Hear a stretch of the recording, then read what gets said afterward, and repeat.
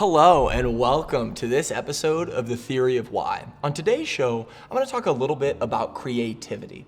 Now, creativity is something that has been on my mind a lot lately. Since joining Firespring, coming up on 2 years now, my creativity has really ebbed and flowed since leaving journalism. When I first started at Firespring in July of 2019, I felt like I could do anything. Every idea I had was fun, everything that I wanted to do, I felt like I could, and it just was kind of nonstop flowing. And then the pandemic hit. And it was about 2 months ago that I realized, goodness, the creativity is just not there. While my productivity hadn't changed, I was still being productive. It was just a different type of productivity. And so I actually, the day that we're recording this, I posted onto LinkedIn just my thoughts about creativity as a whole and kind of asking people how they stay creative and how they get back into a rhythm when maybe they don't feel like they're in a good spot with their creative selves. And so I wanted to leave you with 3 ways that you could kind of reignite or spark your creativity if you're going through a funk. And before I get into those 3, I think the most important thing is to be easy on yourself, right? You don't have to always be in that zone. You don't always have to be in that moment where you have to be creative. And I think it's actually important to recognize and understand where you're at in the creative journey and admitting, hey, I'm not in it right now. What do I need to do to either be okay with that for this time period or to get out of it? And so I'm gonna share with you my 3 ways, and I'd love, in the comments for you to leave yours as well. The first one is physical activity. So this could be going to the gym, it could be working in the yard. Sammy, who's listening to the sound over here, is gonna go bike riding. Adam, who's behind the camera, is gonna go fishing. Everybody has their own thing, right? Could be cutting the grass. For me, personally, it's playing golf or playing basketball. But it's something where you're not thinking about the work that you need to be doing. You're using your hands, you're moving your feet.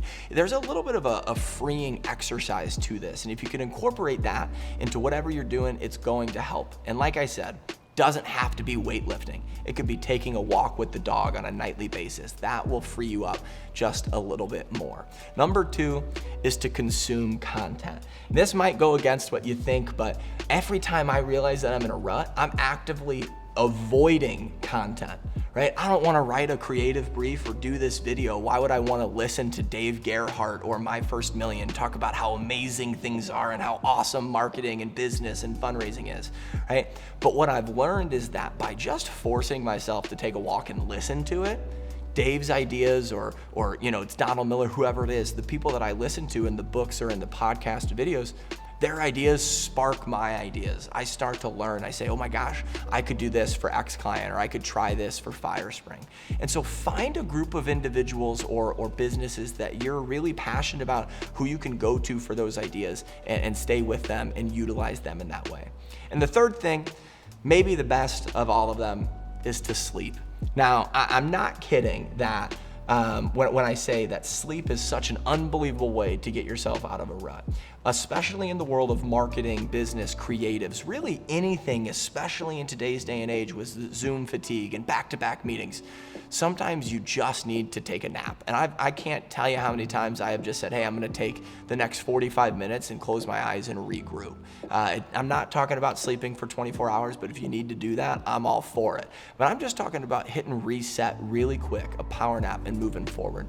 The power of that and just giving yourself the time to relax and take those deep breaths and honestly close your eyes, you're gonna be so surprised in the power that it will have when you wake up. So those are 3 ways that I do it.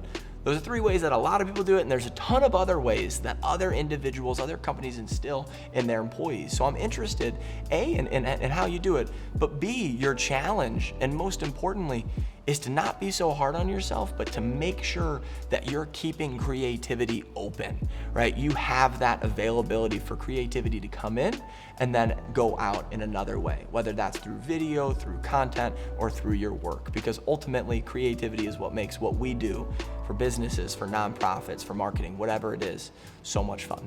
So thank you so much, and stay creative and have a great night.